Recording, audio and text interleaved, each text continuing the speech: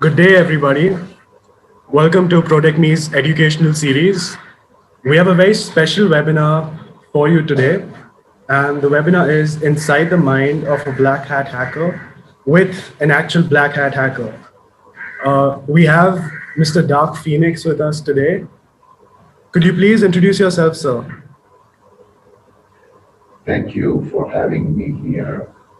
I am Dark Phoenix, a Black Hat hacker, and I'm here to answer your questions. Thank you again. Thank you. So, what we're going to be doing today is interviewing our Black Hat hacker and asking him some of the most relevant questions to Black Hat hacking. Before we get into that, we have a disclaimer for you. The ProteqMe series is completely educational in nature, and we want to help people by understanding cybercrime so we can prevent them from being victims. We do not support black hat hacking or cybercrime in any way. A little bit about us. ProteqMe adheres to international standards and offers advanced cybersecurity solutions and services for enterprises to be at an advantage in combating cybercrime, intrusion attempts, and securing the data to meet modern regulatory and compliance requirements. So the team of ProteqMe was founded by 3 members, namely Firozi Kotwal, Babak Ismaili, and Mehrzad Mutafram. So before we start interviewing our Black Hat hacker, let's understand who is a Black Hat hacker and what do they really do. A Black Hat hacker is somebody who breaks into computer systems or networks with malicious intent. They do this for multiple reasons, some to exploit security vulnerabilities for monetary gain, maybe to steal or destroy private data, or to alter, disrupt, or shut down websites and networks. Black Hat hackers many times also sell these exploits to other criminal organizations. The term Black Hat hacker differentiates criminal hackers from white hat and gray hat hackers, who are commonly known as ethical hackers. So here's a fun fact for you. The category of hackers were inspired by Western movies, where the heroes would be identified by white hats they wore and the villains by their black hats. That's something really interesting to know. All right, so let's move on to our interview now. Now that we have a small understanding of who Black Hat hackers are and what they really do. So our first question for Dark Phoenix is, what is the biggest misconception about Black Hat hackers? Well, not all Black Hat hackers have bad intentions. They can help you find out vulnerabilities of the real world, vulnerabilities of your website or whatever that you think hackers can attack you. Most of them help people to recover their accounts that hackers have hacked. But I'm not telling about all bad intentions or good intentions. Black Hat hackers can hack into the systems and help people or harm people. That is the Black Hat hacking era. All right. So then if they are doing that, they're not black hat, right? They don't have malicious intent. So that kind of goes against the definition of what a black hat hacker is, right? The Black Hat is just a name that they call us. We are hackers. We have the knowledge for hacking, but you cannot say that we do black things only. Most of hackers can help companies nowadays, and in the background, all of those companies help hire those hackers. You know, all of the companies in the world are hiring Black Hat hackers to promote, to upgrade their security. So it's not just about the name. Hackers can do black things or white things. All right. That makes sense. Okay. The next question. How did you get into hacking? What is your story? Could you tell us? Yes, hacking was my fun. Most of the time, I enjoy hacking into the systems. Let's say hackers like freedom. So just like most of the groups, notorious groups on the world, for example, Anonymous Group or Lazarus Group, they like, they have a very good knowledge and they like to play with everything. They like to see if they can do something beyond limitless. And I enjoyed it too. So I started programming and hacking at the background. I enjoyed programming, then I started hacking and cracking. So that's it. All right. Okay. It's very interesting. So, when you're hacking, what types of vulnerabilities do you most enjoy looking for? And what are the most common vulnerabilities that you do come across? When it comes to vulnerabilities, default passwords, default configuration is the most used vulnerabilities by hackers. Right. So there are some weak passwords. Most of the people are using weak passwords. So hackers will try those weak passwords, will try to brute force into the account by some tools, and they can log into their account and use or steal their credentials or data. So this is the most favorite vulnerability that hackers, especially black hat hackers, search for. All right. And what do you most enjoy looking for? Is it default configurations or is there something more that you My my favorite is shell uploading. I mean, every possibility that gains me full access to the system, that I can pawn a shell from the system. This is my favorite vulnerability. Where, for example, we are talking about SQL injection. Yes, that is another favorite of mine, where I can upload shell via SQL injection to websites and I can gain full access and control of the backend of the website. right? Yeah. Okay. So, what's your number one most successful tactic to gain access? Well, it depends what you are dealing with, what website you are playing with. Nowadays, most of the websites are becoming more secure by using firewalls, proxies, and some new technologies like encryptions. Right. But when we search for a vulnerable system, when we want to attack or target a website, we find out how and where is the website located.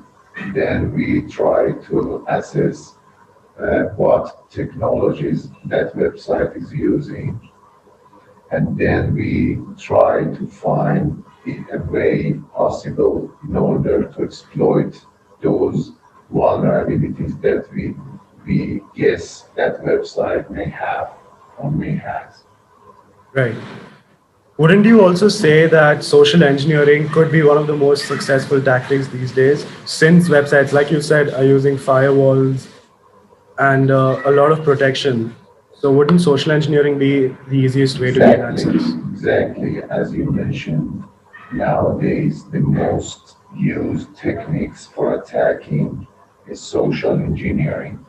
So let's say many apt groups, which are advanced persistent groups, are using social engineering first in order to enter the whole network of the target.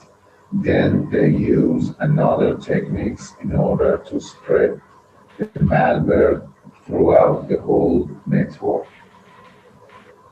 Right. Okay, very interesting. Next question. Who were or slash are your role models in the hacking community? Who did you look up to while you started hacking? Actually, there are many notorious hackers around the world. If I want to name a person, I would say Kevin Mitnick is my Right. favorite guy. If I want to go for a community, I would say Lazarus Group is the most interesting group to my idea. They mostly hack into very secure systems and networks. And the Right. most sophisticated techniques that they use is social engineering, as you mentioned. They use social engineering against employees or other persons that they think they have access to at least not privileged system, but a limited system in the company or at the office.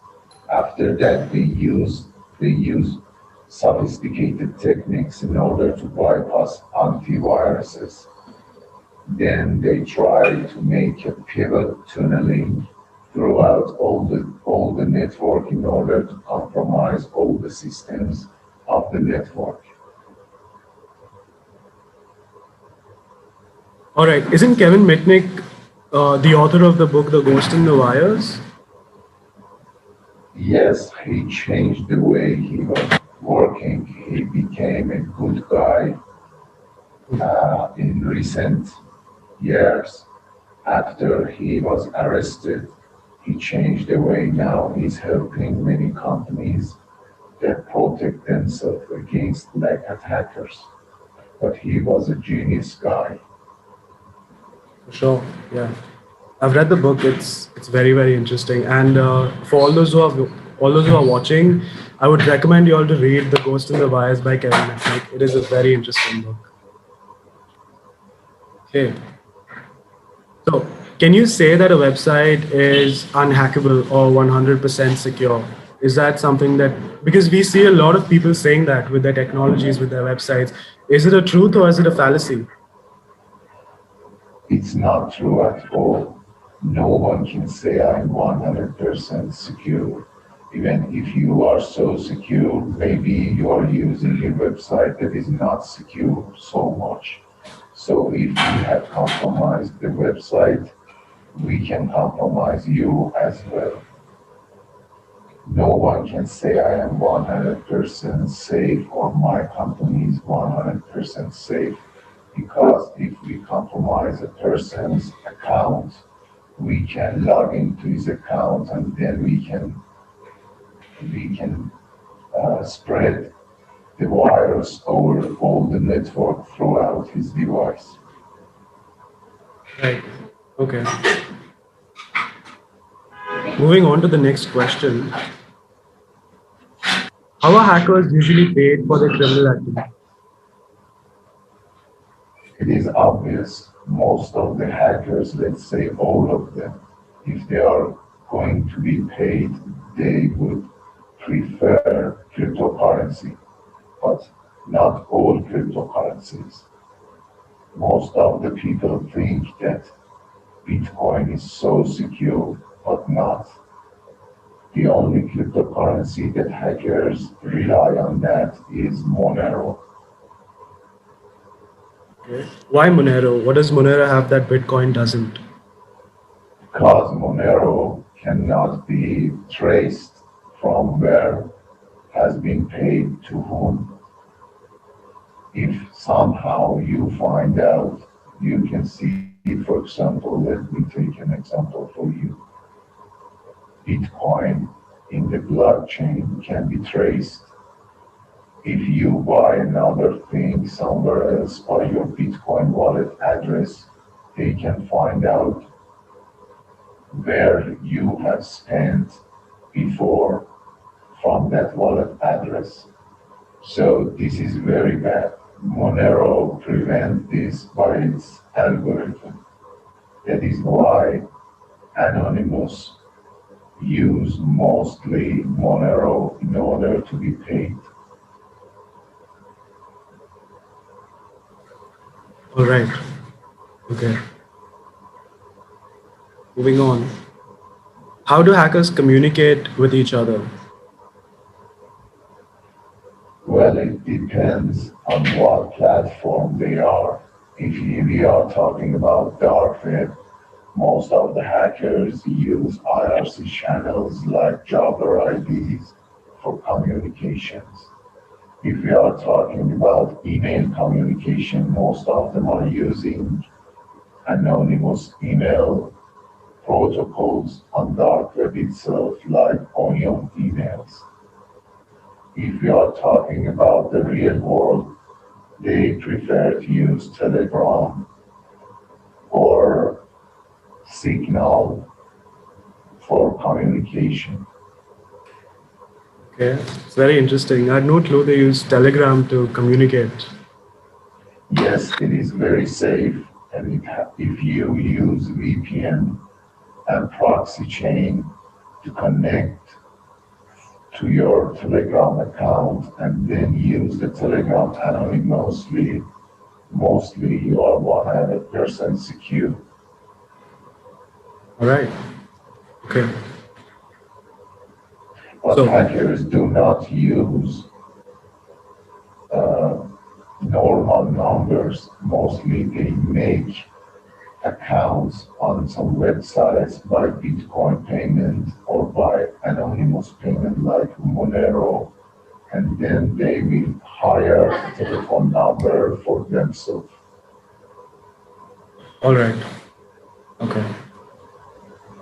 So the last question is that is the dark web a place where you can buy black hat hackers? Can you hire their services? Is that something that's doable?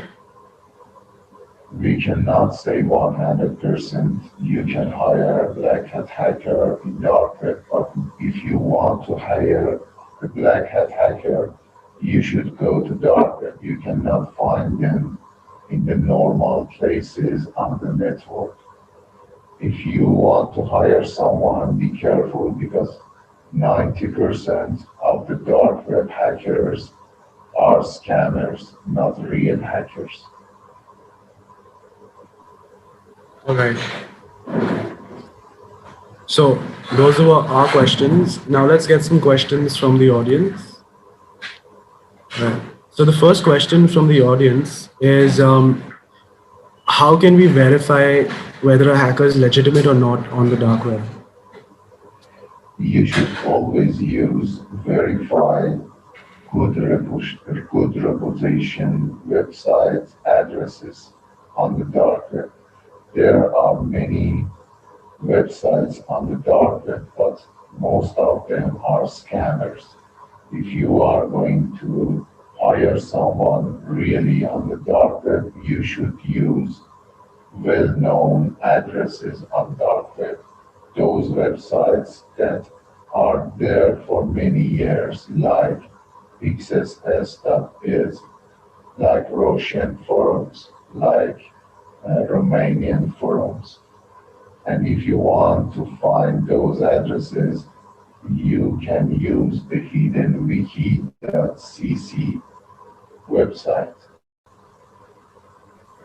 All right. The next question is, why not participate in bug bounties where you get money for hacking instead of black hat hacking? The freedom is not going to do something that is limited. Hackers or black hat hackers doesn't use any limitation frameworks or any limits. Bug bounties has many limits. You cannot do anything that you want. And even if you are going to gain money, bug bounties doesn't pay you much money. A black hat hacker can gain more, much, far more than that from the black hat hacking. Doesn't need bug bounty playing. All right. And the other question is, how can I get into black hat hacking? Do you have any tips or suggestions? We are not going to answer this question because we do not want to teach people how to get into black hat hacking. So I'm sorry, we cannot answer this question. All right. The next question is,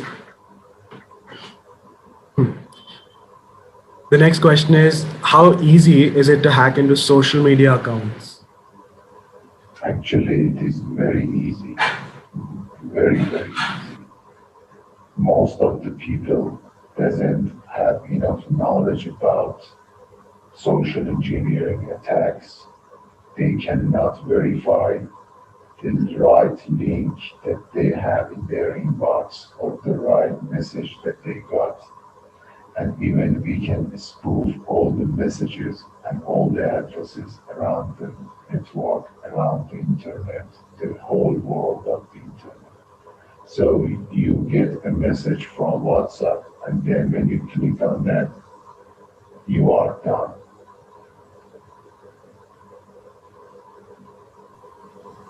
All right.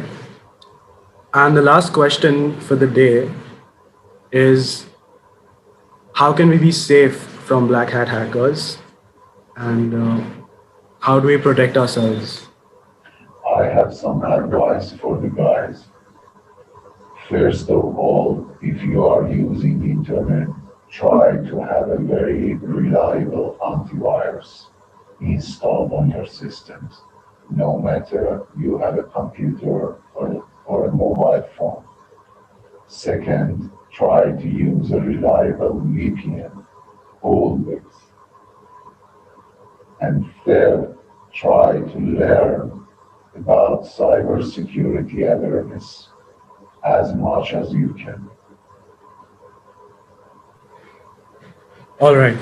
So those are our questions for today, and here you have it. Questions answered by a real life black hat hacker. Thank you so much for coming on our series. It was a pleasure to talk to you, and Thank you. thank you so much. Please do follow us on social media, and we will see you at our next webinar. Thank you and have a good day. Goodbye.